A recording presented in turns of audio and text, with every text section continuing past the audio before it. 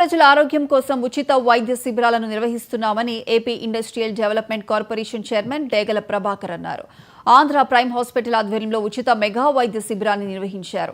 ఈ శిబిరానికి ముఖ్య అతిథిగా డేగల ప్రభాకర్ హాజరై శిబిరాన్ని ప్రారంభించారు. ఈ ఉచిత వైద్య శిబిరంలో సుమారు 430 మంది ప్రజలు వైద్య సేవలు పొందారని, మందులను ఉచితంగా పంపిణీ చేశామని చెప్పారు. ప్రతి 3 నెలలకు ఒకసారి ఇలాంటి శిబిరాలు ఏర్పాటు చేస్తున్నట్లు ఆయన పేర్కొన్నారు.